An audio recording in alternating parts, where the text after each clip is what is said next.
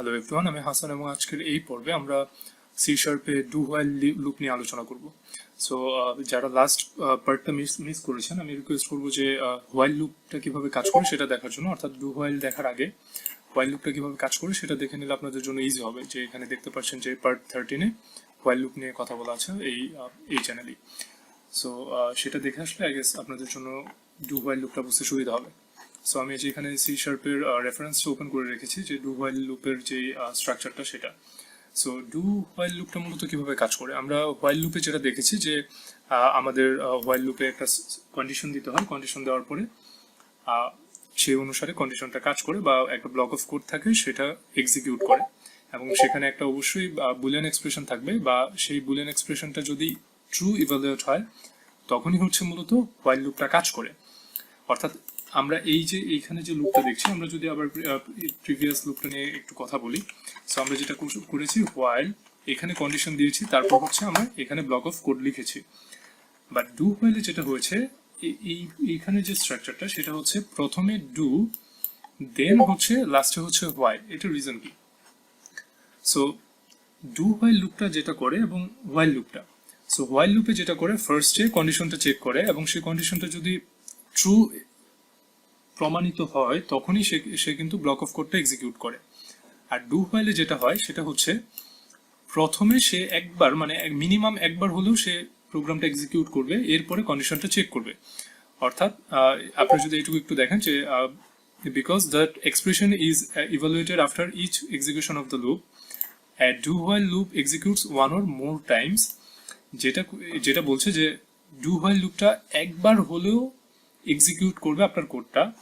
This differs from the while loop which executes 0 or more times. অর্থাৎ যদি Boolean এক্সপ্রেশনটা true হয় তাহলে শুধুমাত্র while loopটা কাজ করে, কিন্তু এখানে যেটা হচ্ছে যে মিনিমাম একবার হলেও সে এক্সিকিউট করছে। ওকে, সো আমরা যদি এই প্রোগ্রামটাই যদি আমরা রান করি, সো আমাদেরকে কি করতে হবে, আমাদেরকে একটা প্রোগ্রাম লিখছি আমরা, i is equal to আমরা 0 অ্যাসাইন করলাম, তারপর ডু আমরা এখানে যেটা করব, আমরা অ্যাজ পার আওয়ার স্ট্রাকচার আমরা প্রথমে যেটা করব, আমরা ডু লিখব, তারপরে ব্র্যাকেটের মধ্যে আমরা যা এক্সিকিউট করতে চাচ্ছি সেটা লিখব, এরপরে আমরা কন্ডিশনটা দিব। সো console.write লাইনে আমরা যেটা করছি, আমরা i প্রিন্ট করছি এবং i এর মানটা i++ করে দিচ্ছি, এবং এটার যে শর্তটা সেটা হচ্ছে while i less than 5।